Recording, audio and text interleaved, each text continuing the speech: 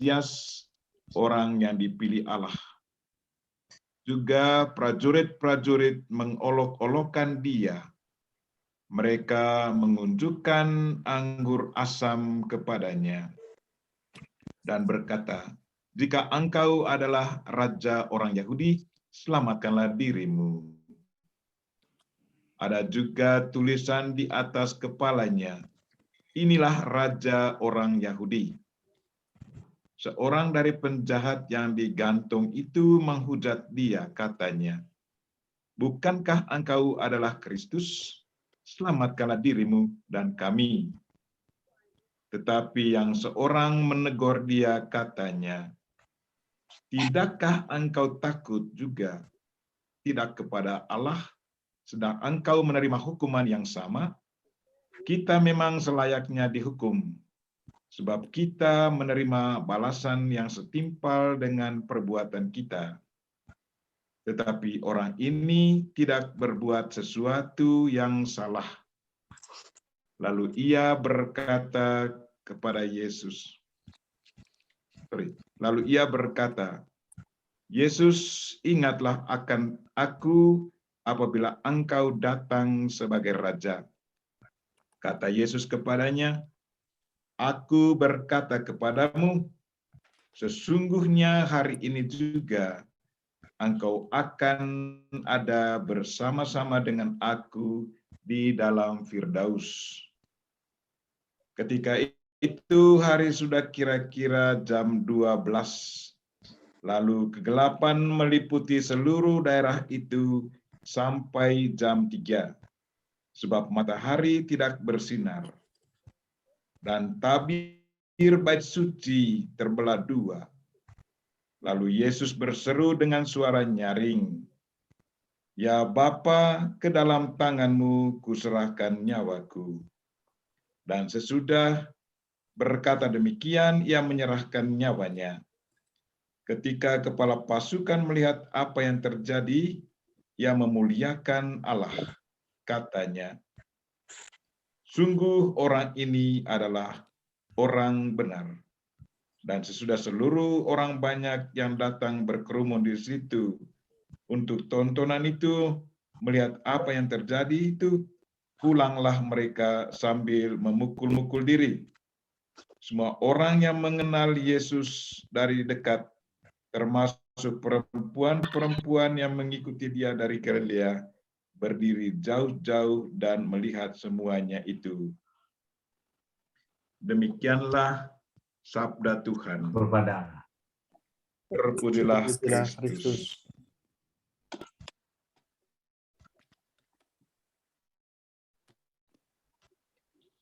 Anggota Legio Maria yang terkasih, tema renungan saya sore malam ini adalah 7 sabda salib. Maksudnya 7 sabda yang disampaikan oleh Yesus Kristus dari salib. Kebanyakan sabda itu kita dengar dari Injil Lukas yang barusan kita dengar. Dan ada juga sabda salib itu berasal dari Injil Yohanes dan juga Injil Matius. Tidak ada di dalam Injil Lukas. Sehingga kalau kita hitung ada berapa saja di Injil Lukas ini, lalu masih ada juga yang berada di Injil Yohanes dan Injil Matius. Ada 7 sabda salib, sabda yang diucapkan Yesus. 3 sabda itu diucapkan oleh Yesus dari salib untuk manusia. Yesus menyampaikan itu dari mulutnya kepada manusia. Sementara 4 sabda itu berasal dari Yesus kepada Bapanya. Ada 4 sabda salib. Yang pertama, sabda salib yang pertama yang keluar dari mulut Yesus kepada manusia dan kepada para algojo. Dan bunyi sabda salib itu kita ambil dari Lukas bab 23 ayat 34 yang barusan kita dengar. Yang berbunyi, "Ya Bapa, ampunilah mereka, sebab mereka tidak tahu apa yang mereka perbuat." Dari itu sabda salib yang pertama yang disampaikan Yesus dari salib kepada para algojo dan juga massa yang ada. Jadi Yesus berdoa minta Bapaknya untuk mengampuni mereka semua. Dia katakan, ampunilah mereka karena mereka tidak tahu apa yang mereka perbuat. Pertanyaan kita, apakah betul bahwa mereka-mereka ini tidak tahu apa yang mereka buat? Apakah betul mereka tidak tahu apa yang mereka buat? Mungkin kita pernah menyaksikan orang yang kerasukan setan. Saya seringkali membantu banyak orang yang kerasukan setan sewaktu saya di Papua Nugini. Dan yang terakhir sekali pada tanggal 25 Desember tahun 2019. Itu Natal saya yang terakhir di Papua Nugini. 25 Desember. Seorang anak, dia sebenarnya misdinar, tapi waktu itu tidak melayan. Tapi dia datang misa. Sewaktu misa, tiba-tiba dia melihat sepertinya ada setan yang masuk ke altar. Dia melihat. Dan saya sementara buat misa bersama satu pastor paroki. Dan pastor paroki ini mengundang saya untuk konselebrasi dengan dia. Dan anak ini melihat bagaimana setan itu naik ke altar, berdiri di antara kami dua. Tapi kemudian dia lompat keluar dari situ dan masuk ke anak itu, dan anak itu sudah tidak tahu lagi mau buat apa. Akhirnya dia digotong bawa ke rumah. Dan anak itu permisi anak-anak nona. Umur 19 tahun. Dia permisi, dia bongkar, dia robek bajunya. Semua. Kemudian orang tuanya coba tahan dia. Dia tendang semua orang tua, pokoknya yang membantu dia waktu itu. Padahal anaknya kecil-kecil, tetapi umur 19 tahun. Sesudah misa mereka datang panggil saya. Pastor, tolong ke rumah ada anak kami yang kerasukan setan. Lalu saya ke sana lengkap dengan saya punya pakaian jubah, bawa stola, minyak suci, kemudian garam, lalu air berkat, air suci, garam berkat, dan juga dengan buku doa. Saya ke sana. Dan saya lihat dia dibaringkan di atas meja. Bukan di tempat, tapi di atas meja. Ini Papua Nugini background. Begitu saya datang, saya coba siram dia dengan air berkat, tunduk salib. Dia pokoknya making faces. Itu dia pokoknya buat mulutnya macam mengolok-olok saya. Padahal ini anak ajudan saya, anak ajudan di paroki yang betul baik kenal saya. Tapi waktu itu betul-betul dia tidak tahu apa yang dia buat. Saya hampir 1 jam bergulat dengan anak ini yang kerasukan roh. Tapi kemudian berkat doa dan juga sama dengan gunakan garam, masukkan garam putar di pusarnya, kemudian yang lain saya masukkan ke mulutnya, lalu air berkat saya masukkan ke mulutnya. Pertama dia sembur keluar lagi, air berkat yang saya masukkan ke mulut, dia sembur ke saya. Kita berdoa, lalu saya pegang mulutnya, masukkan itu air berkat, lalu dia telan, kemudian dia langsung lemas dan tertidur.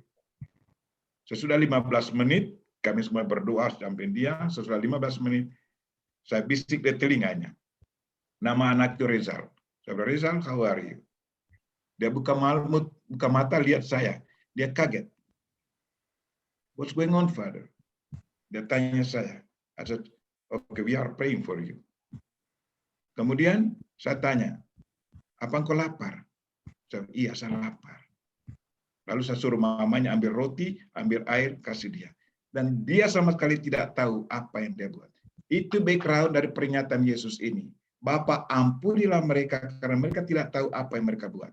Dari orang-orang ini, sepertinya otak dan pikiran hati mereka sudah dikuasai oleh roh jahat.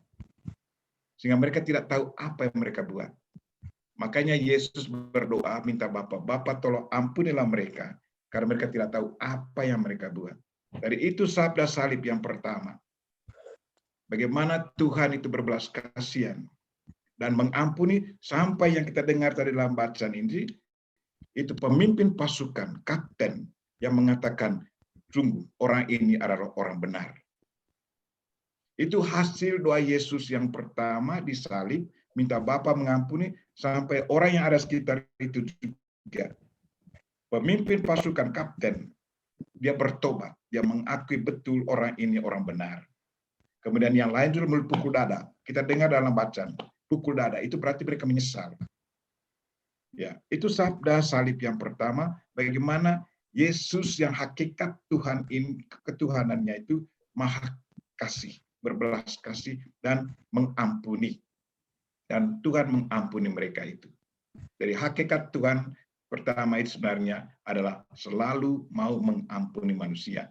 Tergantung dari hati manusia, apakah manusia selalu siap memberi diri untuk memohon ampun dari Tuhan. Lalu sabda salib yang kedua. Sabda salib yang kedua bunyinya, sesungguhnya aku berkata kepadamu, hari ini juga engkau akan berada bersama aku dalam Firdaus. Itu yang kita dengar tadi dari Lukas bab 23 ayat 29. Ya Bapa, Yesus, ingatlah akan aku apabila engkau datang kepada sebagai raja. Kata Yesus kepadanya, aku berkata kepadamu, sesungguhnya hari ini juga engkau akan ada bersama-sama dengan aku di dalam Firdaus. Itu sabda Yesus dari salib, sabda yang kedua. Dan juga ditujukan kepada manusia. Dari sabda yang pertama ditujukan kepada manusia, minta Bapa untuk mengampuni. Lalu sabda kedua juga untuk orang yang memohon belas kasihan. Dan manusia ini sendiri yang berusaha. Yang pertama tadi Yesus sendiri yang berusaha meminta Bapa untuk mengampuni dosa. Nah, sekarang bagaimana reaksi manusia? Manusia yang perampok ini, yang berdosa ini memohon belas kasihan Tuhan untuk ingat dia. Dan jawaban Yesus, ini saat ini juga, hari ini juga engkau akan mengalami sukacita ada bersama aku di dalam Firdaus. Di sini juga kita bisa melihat bagaimana gerakan roh kepada orang. Mungkin kita juga akan mengalami, bagaimana roh itu bekerja di dalam diri kita di saat kita sudah melakukan kejahatan. Dan saya yakin kita sudah mengalami, di saat kita melakukan sesuatu yang kurang berkenan kepada Allah, kepada sesama, ada gerakan roh. Dan di saat gerakan roh itu ada, itu nanti dengan sendirinya ada kerendahan hati dan merasa kita tidak bernilai lagi di hadapan Tuhan. Dan orang ini salah satu contohnya. Atau kita ingat anak yang hilang. Bagaimana dia sudah menghambur-hamburkan kekayaan bapaknya yang sudah menjadi miliknya, kemudian dia sengsara dan sadar, ya kesadaran itu yang membuat dia kembali bahagia. Dia kembali ke bapaknya, bagaimana bapaknya merangkul dan menerima dia sebagai anak. Walaupun dia merasa bahwa tidak layak memanggil saya sebagai anakmu. Tetapi Bapak tidak mau mendengar lagi yang itu. Bapak hanya merasa bahwa anak yang mati sudah hidup kembali, anak yang hilang ditemukan kembali. Dan itulah pekerjaan roh. Dan saya yakin kita semua mengalaminya. Di saat kita berdosa, selalu ada kesadaran untuk kembali. Dan di saat kita sadar untuk kembali, Tuhan selalu dengan sukacita menyambut kedatangan kita.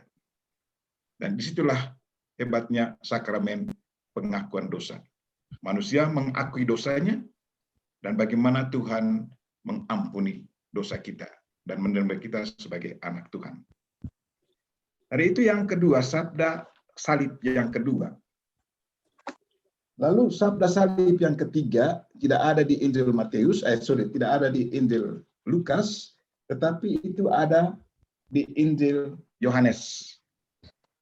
Bab 19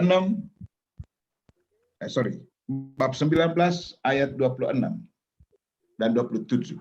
Saya baca untuk kita semua bagaimana sabda yang ketiga, sabda salib yang ketiga diambil dari Yohanes bab 19 ayat 27 sampai 26 sampai 27. Ketika Yesus melihat ibunya dan murid yang dikasihinya di sampingnya, berkatalah ia kepada ibunya, Ibu, inilah anakmu. Lalu ayat ke-27, kemudian katanya kepada muridnya, inilah ibumu. Dan sejak saat itu, murid itu menerima dia di dalam rumahnya. Itu sabda salib yang ketiga. Bagaimana Yesus berkomunikasi dengan ibunya dan berkomunikasi dengan muridnya. Jadi sesungguhnya Yesus sebelum dia mati di salib, dia menyerahkan ibunya kepada para rasul, kepada gereja. Dan secara resmi Yesus menyerahkan bundanya menjadi bunda dari gereja, bunda para pengikut Kristus, bunda kita semua. Dan itu sebenarnya satu penyerahan total. Yesus tidak melihat ibunya sebagai ibu kandungnya untuk dirinya sendiri, tidak. Betapa luar biasanya Yesus itu, bahwa dia menyerahkan atau memberitahukan kepada ibunya bahwa ini murid-muridmu, ini muridku menjadi anakmu. Dari pertama, ibu, inilah anakmu.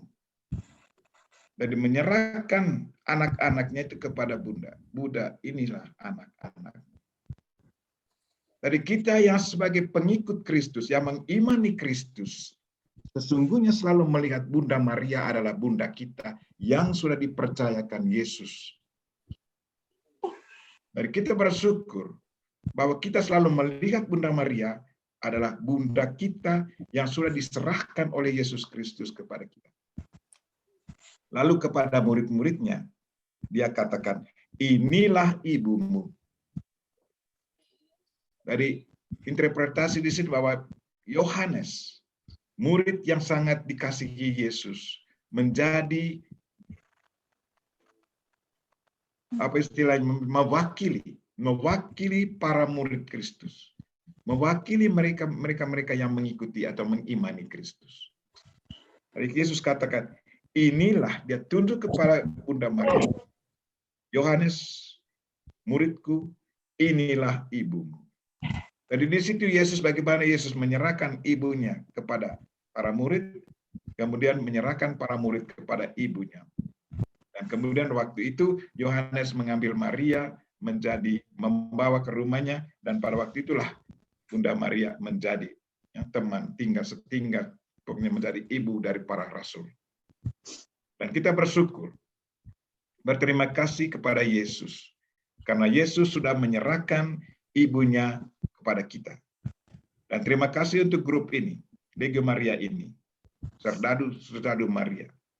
Terima kasih karena Bunda Maria sudah menjadi ibu kita, dan kita adalah anak-anaknya. Jadi itu 3 sabda salib.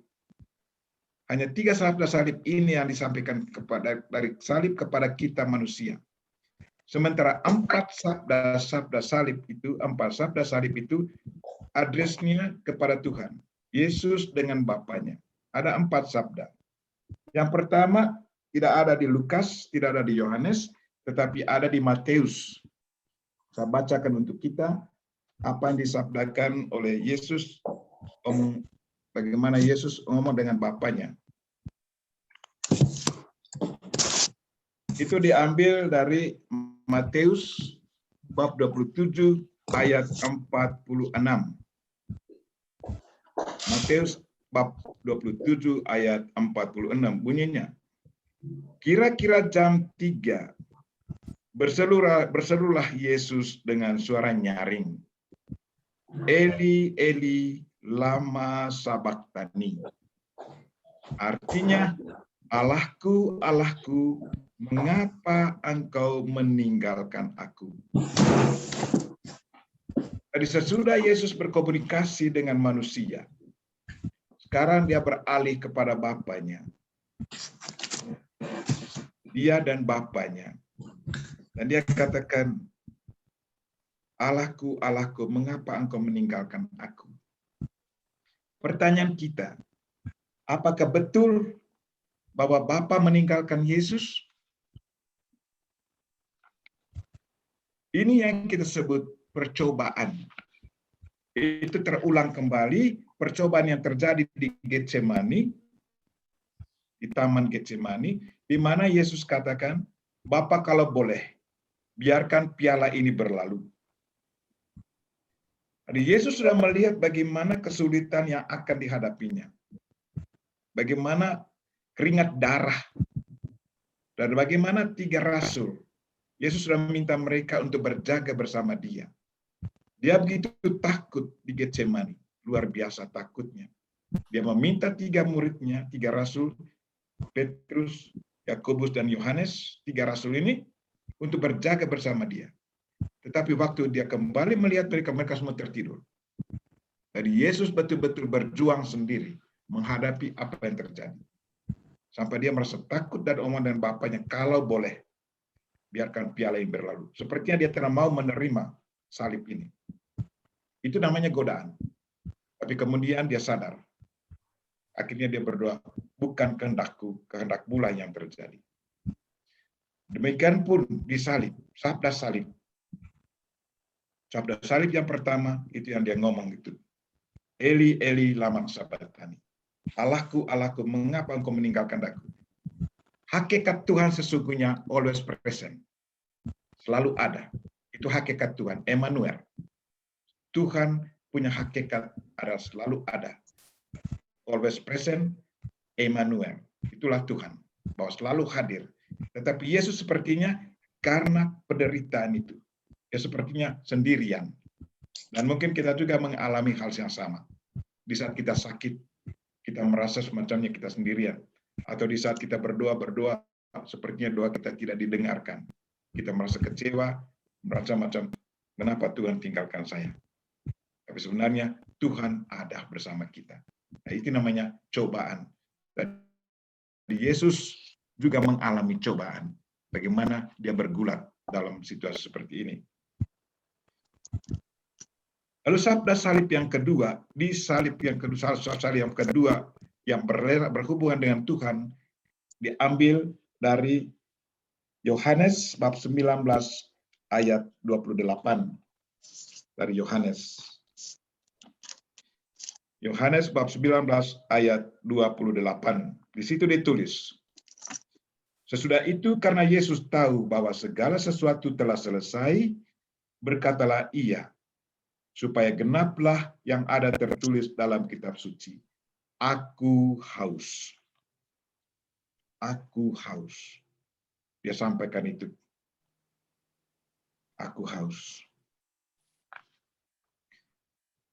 Apa yang diucapkan Yesus ini sesuai dengan apa yang telah diramalkan sebelumnya.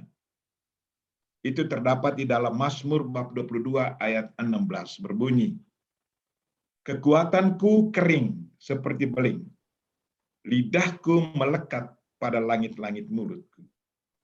Ya, ini sebenarnya sudah diramalkan sebelumnya menyangkut Mesias yang disalibkan ini. Dia punya kekuatan sudah tidak ada. Kering semua mulutnya. Tenggorokannya kering. Sampai dia katakan, aku haus. Ya. Juga ramalan lain yang berbunyi dari Mazmur 69 ayat 22 berbunyi, mereka memberi aku makan racun. Dan pada waktu aku haus, mereka memberi aku minum juga. Ya. Kita biasanya kalau haus ya butuh air yang segar. Tetapi kalau kita minum cuka, itu berarti penderitaan akan semakin hebat. Dan itulah Yesus. Dia mengalami penderitaan yang luar biasa. Dan dia itu sampaikan kepada Bapa, aku haus. Tapi kemudian di Yohanes bab 19 ayat 30 juga dikatakan di sana, sesudah Yesus meminum anggur asam itu, berkatalah ia, sudah selesai. Dia sampaikan itu kepada Bapak, tugasku, misiku sudah selesai. Engkau mengutus aku ke dunia, saya menjalankan misimu, dan kini sudah selesai. Dia memberi laporan kepada Bapa yang sudah selesai.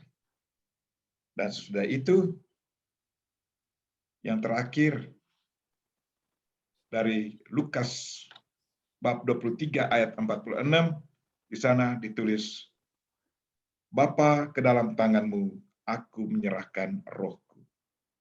Ya. Dan itu 4 sabda salib yang ditujukan kepada Bapa. Yang pertama dia ngomong tentang, Allahku, Allahku, mengapa engkau meninggalkan aku? Dia semacam merasa kesepian. Karena dalam kesepian itu dia menganggap bahwa Bapa tidak ada bersama dia. Tapi Tuhan sebenarnya tetap ada. Kan memang hakikat Tuhan selalu ada. Kemudian dia mengungkapkan juga penderitaannya, kekeringan kerongkongannya. Aku haus. Dia ungkapkan itu kepada Bapaknya. Aku haus. Tapi orang bukan memberi air, tetapi yang diberi adalah cuka yang betul-betul merusak kerongkongan. Tambah lagi penderitaan ini. Kemudian dia melapor kepada Bapaknya, Bapak, sudah selesai. Selesailah, sudah. Kemudian yang terakhir, dia bukan menyerahkan nyawanya kepada siapa-siapa, tapi dia kembalikan nyawanya kepada Bapaknya. Bapa, ke dalam tanganmu, aku menyerahkan rohku. Sesudahnya menundukkan kepalanya dan wafat. Dari itu 7 sabda salib yang sangat bermanfaat untuk kita untuk direnungkan. Dan sabda salib pertama yang kita dengar tadi itu menyangkut relasi manusia dengan Tuhan Yesus. Yesus dengan kita. Bagaimana dia berdoa meminta Bapa untuk mengampuni. Karena seringkali kita dikuasai oleh roh jahat, dikuasai oleh godaan, kita memberi diri untuk digoda, dan kita masuk dalam godaan. Tetapi Tuhan tetap melihat kita. Yesus selalu merasa kasihan dengan kita. Karena itu dia berdoa, Bapa, ampunilah mereka karena mereka tidak tahu. Atau ada kadang kita tahu tetapi kita tetap membuatnya. Itu berarti kecenderungan manusiawi kita. Kita tidak bisa tahan lagi. Kecenderungan manusia itu diteruskan. Dosa bertambah. Lalu yang kedua dia tadi permintaan. Ini yang satu yang disalibkan bersama Yesus yang di tangan sebagai kiri itu, dia juga mengolok-olok Tuhan. Sewaktu dia mengolok, Tuhan tidak bereaksi. Karena dia katakan, kalau betul engkau anak Allah, bantulah saya dengan kami ini, dengan kau sendiri. Tetapi Yesus tidak merespons kepada permintaan-permintaan semacam itu. Tetapi permintaan dari orang yang mohon keselamatan ini, yang di bagian kanan itu, kalau engkau sudah menjadi raja, jangan lupa saya. Dan Yesus dengan segera dia kata, hari ini juga engkau berada bersama aku. Ya. Kemudian itu tentang Yesus menyerahkan bundanya kepada anak-anak. Ini satu peringatan yang sangat menarik untuk kita. Pencinta Bunda Maria. Bagaimana Yesus sendiri ngomong dan mama, ibu inilah anakmu.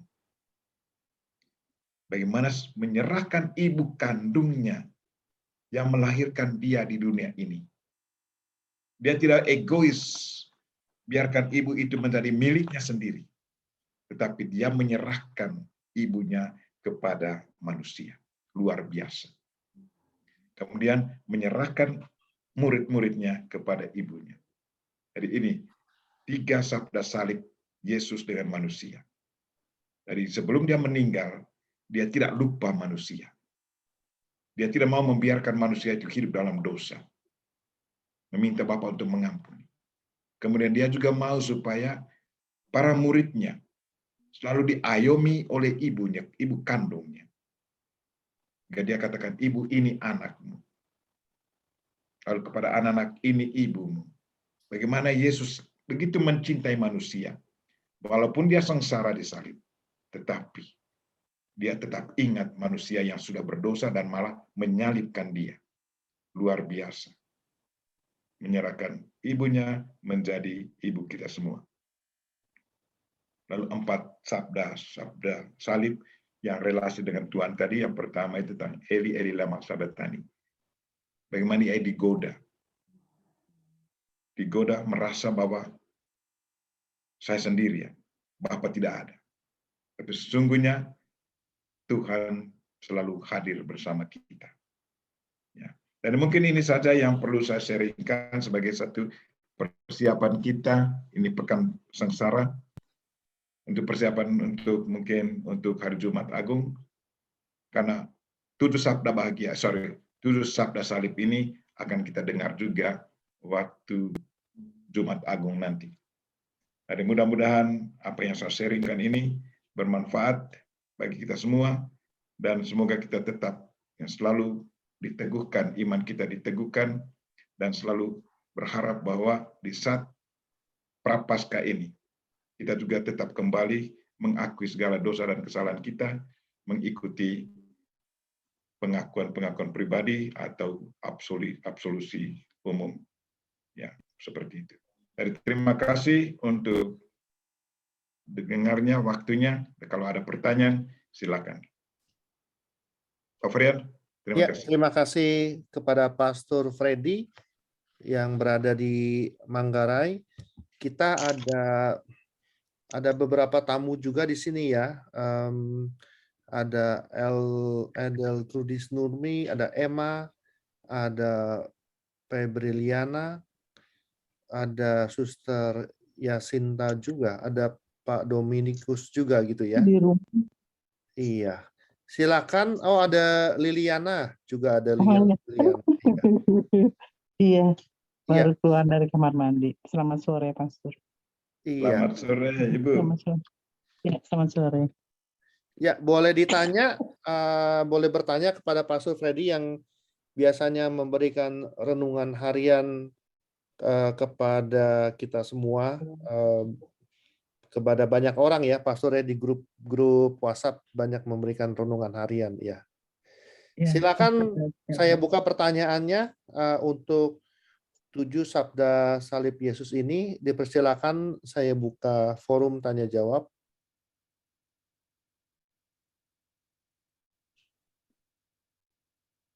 Dipersilakan kalau ada yang mau bertanya.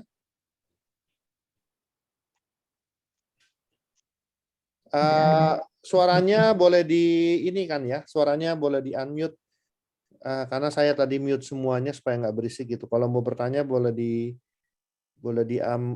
suaranya di turn on ya, di turn on ya. Ya, persilakan. Tante Kim, Saudari Liliana, Saudari Windy,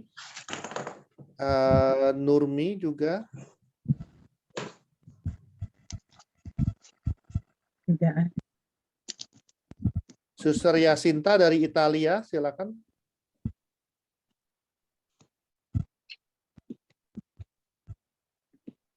Malam, Pastor. Ya, malam, Pastor.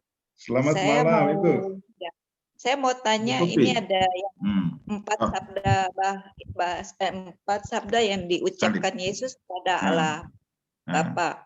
Salah satunya, Allahku, Allahku, mengapa engkau meninggalkan aku? Itu maksudnya apa, Pastor? Mohon penjelasannya. Terima kasih. Baik, Ibu, ya. Terima kasih banyak, Ibu Wendy. Dari seperti yang disinggung tadi bahwa Yesus begitu menderita, sangat menderita. Dalam penderitaan itu dia merasa bahwa dia sendirian. Dia sendirian, ya memang ada juga 2 penyamun yang disalibkan di samping kiri kanan. Tetapi ya, mereka kan lain statusnya. Dan dia betul-betul menderita dan merasa sendirian, kehausan. Dan dia ingat bapaknya, di mana bapak saya ini? Mungkin kita juga mengalami seperti itu. Di saat kita begitu menderita, sepertinya kita sendiri yang menanggung penderitaan itu. Kemudian dia ungkapkan itu, Eloi, Eloi, Bapa, Allah, Allahku, Allahku, di manakah engkau? Mengapa engkau tinggalkan aku? Jadi ini seperti yang saya singgung tadi, ini sebenarnya godaan yang dialami Yesus di salib. Karena penderitaan, dia merasa bahwa ditinggalkan oleh Bapa. Tapi sesungguhnya itu bertentangan dengan hakikat Allah. Karena hakikat Allah itu ada 3 hakikat Allah. Bahwa Allah itu selalu mencintai apapun dosa kita, lalu mengasihi kita. Yang kedua itu dia selalu hadir, dan yang ketiga itu selalu mengampuni. Tadi dia merasa macamnya ditinggalkan oleh Bapa. Bapa tidak ada. Jadi itu makanya saya katakan itu sebenarnya godaan yang dialami oleh Yesus sampai dia mengungkapkan seperti itu karena terlalu menderita. Kita ingat bahwa Yesus adalah manusia 100% dan Tuhan 100%. Jadi mungkin kemanusiaan inilah yang merasa kesendirian. Tapi sebenarnya Tuhan sama sekali tidak kemana-mana. Dia memperhatikan dan Tuhan pasti dengan sengaja membuat itu karena memang itulah kehendak Tuhan. Itulah rencana Tuhan, menyelamatkan manusia lewat salib. Mati, kemudian membawa kemenangan dengan kebangkitan. Ya. Dari Ibu Pende, mungkin itu jawaban yang saya bisa sharingkan bahwa dia sebenarnya itu namanya godaan. Karena hakikat Allah selalu hadir, Emmanuel. Selalu beserta kita. Itu Tuhan. Ya. Kenapa Yesus mengatakan mungkin dari segi manusianya, merasa kesendirian itu. Sehingga dia mengatakan, Allahku, mengapa engkau tinggalkan aku? Ya. Jadi ini saya lihat sebagai satu godaan Yesus, bagaimana Yesus macam tidak tahu lagi sebagai manusia, mungkin merasa kesendirian, terlalu banyak menderita, sampai diungkapkan itu. Tapi itu dialamatkan kepada Bapa. Ya. Jadi mungkin itu jawaban saya, Ibu Windy. Terima kasih, Pastor, penjelasannya. Terima kasih, Bu. Ya, terima kasih Pastor Freddy dan Sister Windy yang sudah mau bertanya. Silakan yang lainnya. Kalau boleh saya tanya. Ya, bagus. Ya. Om Pastor, Akuang ini ya. saya mau tanya, apakah kita bilang kalau dalam kesulitan pada saat ini, kita bilang bisa boleh bilang, Tuhan di mana kau? Saya dalam keadaan sangat derita ini. Boleh nggak kita ngomong gitu? Ya, itu semua. Ya, terima kasih Bapak. Terima kasih pertanyaannya ya. Itu sepertinya pertanyaan Yesus juga ya. Seperti yang diungkapkannya versi sedikit lain. Di manakah engkau? Atau mengapa engkau tinggalkan aku? Di manakah engkau? Jadi itu juga sebenarnya ungkapan ya bahasa apanya? Di manakah iman kita sesungguhnya? Karena kita percaya bahwa Tuhan selalu hadir bersama kita. Amin. Kita ada sepertinya macamnya kita ini dipegang oleh Tuhan. Kita sesungguhnya selalu dipegang oleh Tuhan dan kita ada di dalam satu bola. Ya, dan Tuhan itu Maha Kuasa, Dia memegang kita, entah hidup atau mati, kita semua ada di dalam tangan Tuhan. Dan sebenarnya kita selalu diayomi oleh Tuhan. Roh kita berasal dari Tuhan. Dan apa yang kita nikmati itu sebenarnya semua dari milik Tuhan. Dari pertanyaan kita di saat kita menderita, Tuhan, engkau ada di mana? Tuhan akan menjawab, saya selalu menyertai engkau. Tetapi kita yang merasa sepertinya jauh dari Tuhan. Tapi kita sebenarnya Tuhan itu selalu bersama kita. Ya, karena itu hakikat Tuhan itu selalu ada bersama kita. Dia tidak pernah lari dari kita. Tapi keseringan kita yang lari dari Tuhan. Mengapa kita lari dari Tuhan? Mengapa kita tidak bisa merasakan keberadaan Tuhan? Karena tumpukan dosa itu. Tumpukan dosa itulah yang membuat kita merasa jauh dari Tuhan. Tapi sesungguhnya Tuhan itu selalu ada bersama kita. Jadi Bapak Agus, mungkin itu saja yang saya bisa berikan. Seperti jawaban pertama tadi bahwa Tuhan itu tidak lari. Hanya kita yang mungkin karena dosa kita menjauh dari Tuhan. Kadang-kadang hati kita tidak bisa melihat wajah Allah lagi. Kenapa hati kita ini, mata hati kita tidak bisa melihat Tuhan? Karena mungkin karena tumpukan dosa. Tumpukan dosa itulah yang membuat kita tidak bisa melihat Tuhan. Tapi Tuhan selalu hadir. Ya, jadi mungkin itu saja yang saya bisa sampaikan, Pak Agus. Terima kasih. Ya, Mas. Karena ini urusan baru 1 jam. Saya mengaramin anak saya kan dia ada mental illness. Yeah. Suruh makan obat, tapi obat itu taruh 1 jam dia nggak mau makan. Jadi stafnya telepon saya. Saya juga usahain ngomong lewat telepon, minta dia bisa makan obat, tapi dia cuma liatin bolak-balik nggak makan. Saya waktu itu saya udah sampai nggak tahan, saya bilang Tuhan di mana engkau? Ya. Nah sesudah itu dia udah makan obat. Tadi dia telepon lagi, dia bilang, Papa,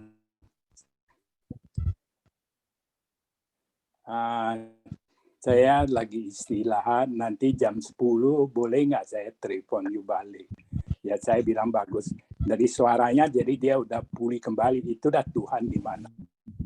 Kalau akhirnya Tuhan jawab, udah turun tangan juga. Terima kasih. Luar biasa, luar biasa. Mungkin seruan tadi itu, Tuhan engkau ada di mana? Tuhan langsung menjawab, ini saya ada di sini.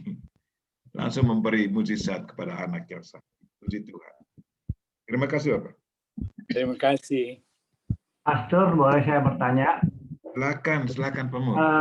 Tadi Pastor bilang ada 3 sabda terakhir di salib ditujukan kepada Yesus kepada manusia, dan kemudian 4 adalah kepada Allah Bapa.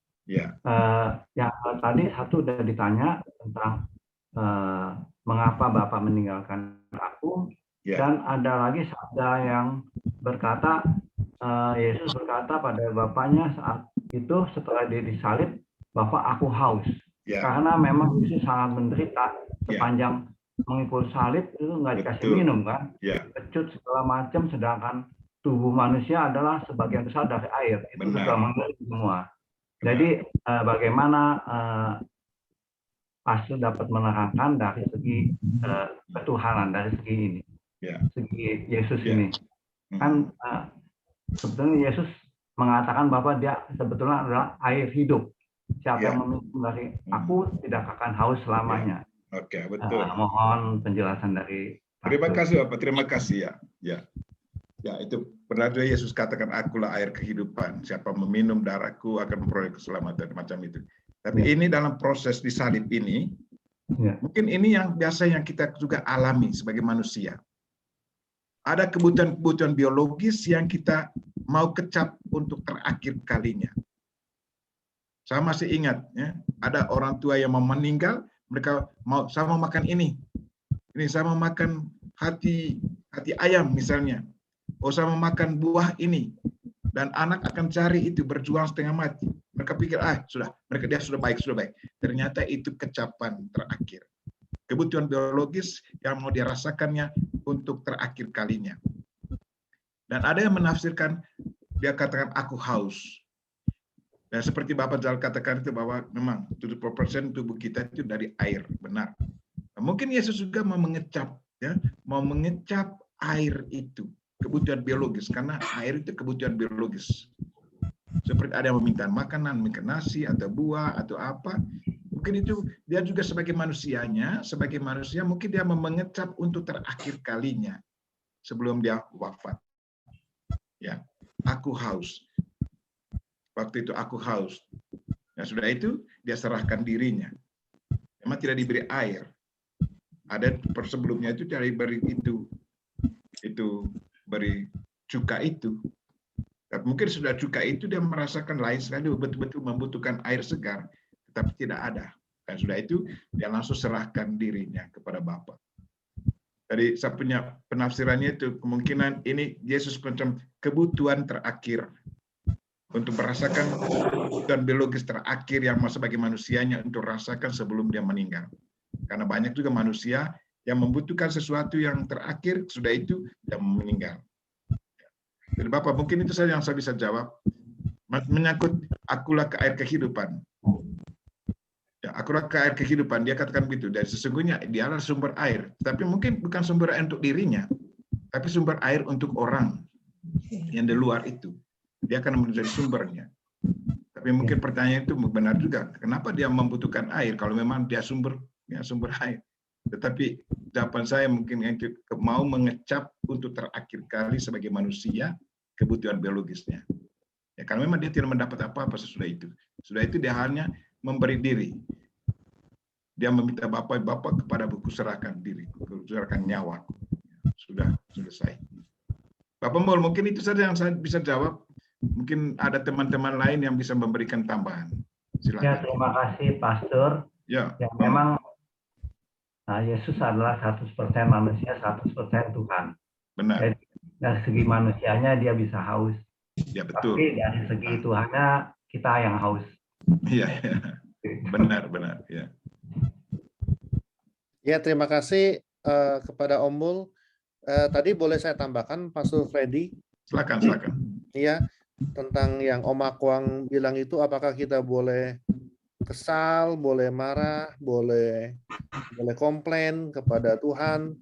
Kalau saya bilang, ya kenapa tidak gitu ya? Ya. Jadi dengan kita kesal, dengan kita marah, dengan kita komplain kepada Tuhan, justru menjadikan kita lebih dekat kepada Tuhan. Menurut saya begitu sih, Pastor. Jadi kita lebih dekat kepada Tuhan dengan cara-cara seperti itu juga bisa begitu. Jadi karena kita juga manusia ya. Ya. Manusia nggak bisa lepas dari sifat marah, kesal, lalu benar sekali, bergerutu gitu ya, komplain gitu ya. Nggak mungkin kita nggak bisa begitu gitu. Menurut saya sih gitu. Jadi dengan begitu kita bisa lebih dekat kepada Tuhan. Ya, betul. Itu saja sih tambahannya, ya, Pak. Saya setuju juga dengan pendapat Pak Frian. Itu karena dalam keluarga kan, kalau kita pikir dalam keluarga, misalnya anak dia kecewa orang tua, mulai mama tidak mencintai saya, bapak tidak mencintai saya. Nah, padahal orang tua selalu berjuang untuk, tapi mungkin dengan pernyataan itu orang tua langsung bereaksi. Tidak, saya tetap mencintai. Semacam itu. Ya. Jadi ini mungkin bagian dari kebutuhan manusia, atau kebutuhan psikologisnya kah, kebutuhan rohaninya kah, atau kebutuhan fisiknya, biologisnya. Ya, kita mengungkapkan kekecewaan kita. Kita tahu bahwa Tuhan tetap ada, tetapi saya harus mengungkapkan, Tuhan, aku ada di mana? Kenapa saya mengalami ini?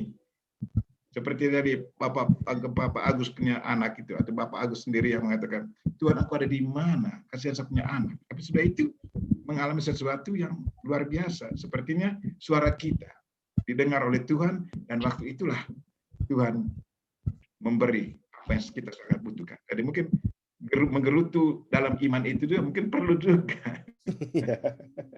Terima kasih Pak Feren. Jadi saya rasa itu masuk akal ya. Ya, karena kita manusia ya, Pastor ya, bukan yang malaikat. Benar. Kalau kita meninggal kita jadi malaikat, betul sudah. Tapi sekarang ini manusia masih. Tunggu saatnya. Iya. Oke, yang lainnya boleh silakan bertanya.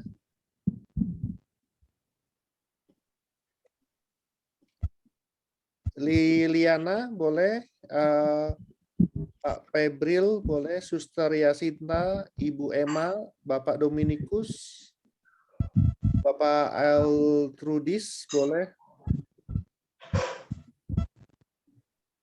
Silakan. Tante Tin boleh, Tante Amoy, Om Alex boleh, silakan. Tante Yanti juga boleh, Poppy boleh, Poppy, Mencen. Ya, salam, selamat malam, Pastor. Selamat Ibu. Saya Veronica Tin, Pastor. Iya, Ibu Emma. Teman. Ya, saya mengucapkan terima kasih atas doa-doanya waktu suami sakit itu. Sekarang sudah membaik. Jadi Puji Tuhan ya. Terima kasih atas doa-doanya. Waktu itu sempat tidak sadarkan diri sampai ICU sampai berapa 14 hari di rumah sakit. Ya. 24 hari tidak boleh dijenguk, tidak boleh komunikasi. Ya, oke. Syukur saya sehat ya, Bu ya. Ya, terima kasih Pak doanya ya, semua. Sama saya ya, kita selalu mendoakan, saling mendoakan ya.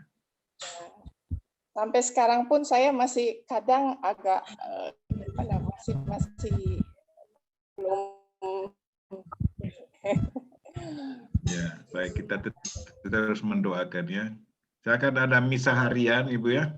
Nanti kirim saja intensi apanya, tulis WA supaya saya bisa biasa misa harian sekarang ini.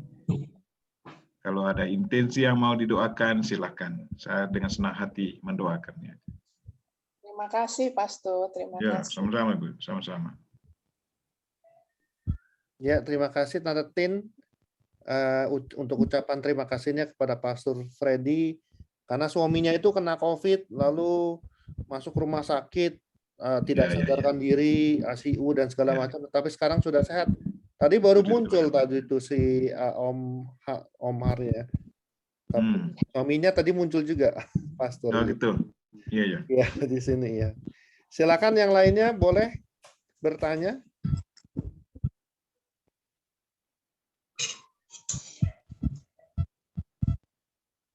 Mecen, Poppy.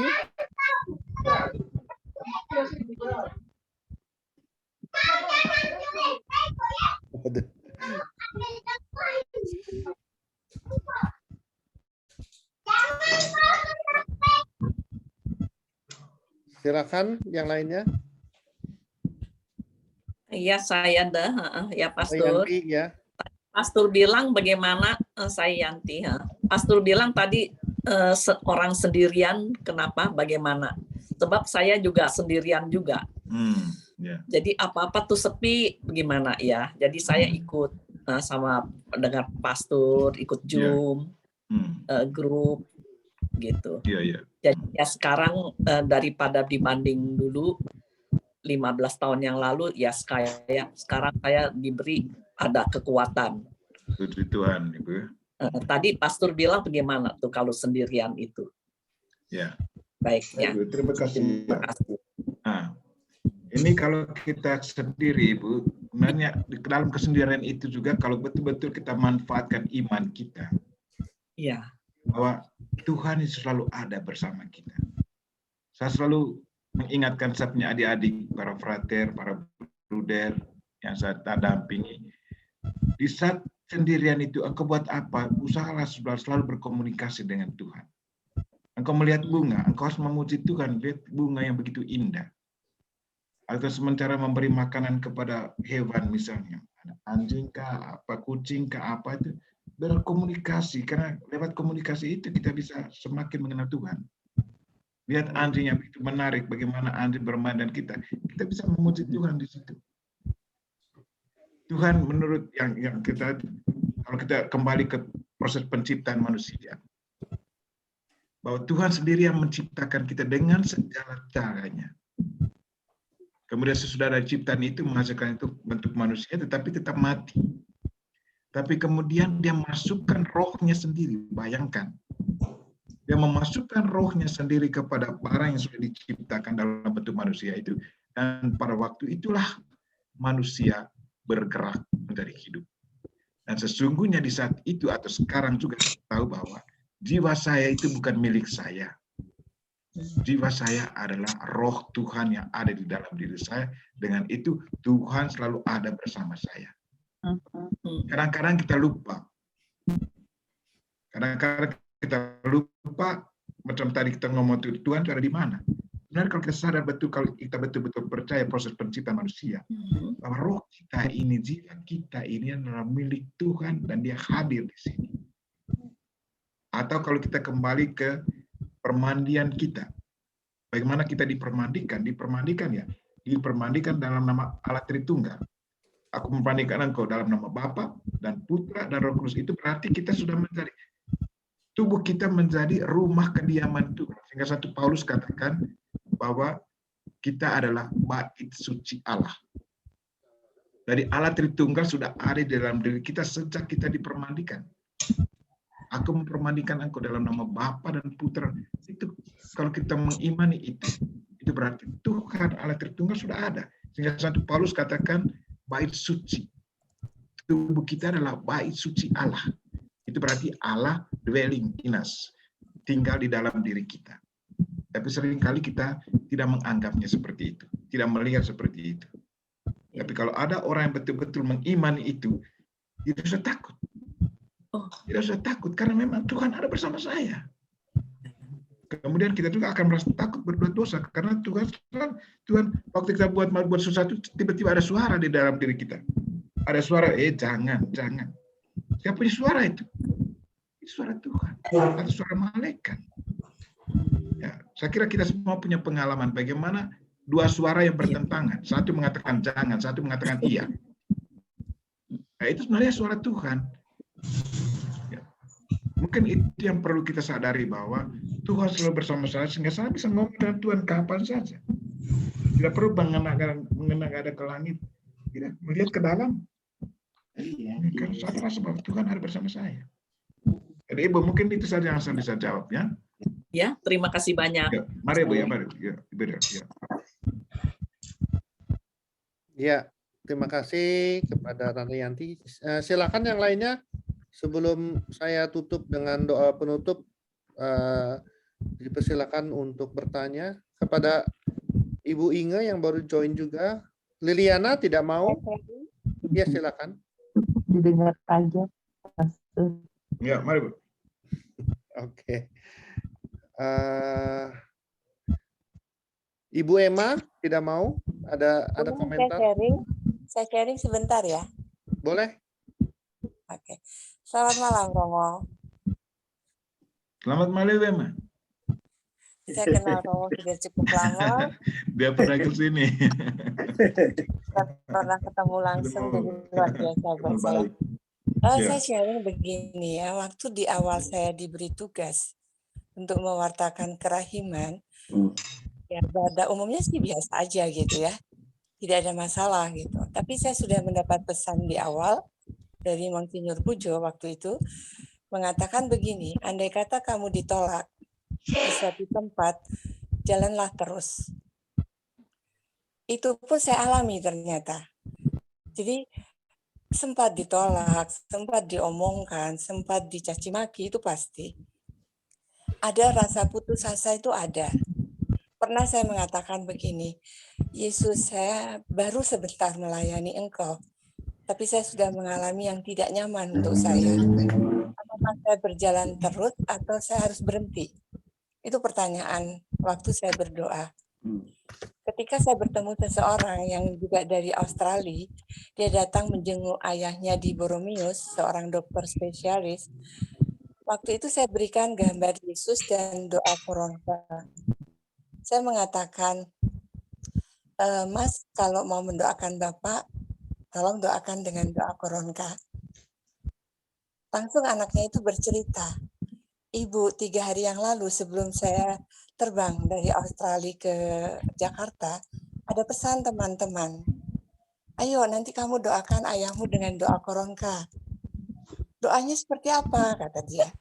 Nanti ada orang yang memberikan kepada kamu. Ternyata yang dimaksud orang itu adalah saya yang memberikan kepada dia. Sejak itulah saya tetap melayani, apapun omongan orang tetap berjalan. Dan saya tidak pernah takut, Yesus selalu melindungi. Itu yang saya imanin sampai hari ini. Terima kasih. Terima kasih, Emma. Luar biasa. Ya. Betul. Ya, terima kasih kepada Ibu Emma. Iya. Oke, ada lagi yang lainnya?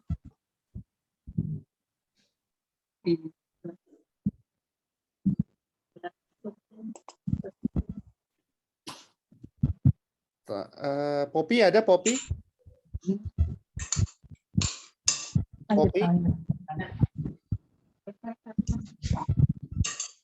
Mecan ada, Mecan? Saya mendengar saja. Oh, mendengar saja, iya. Ya.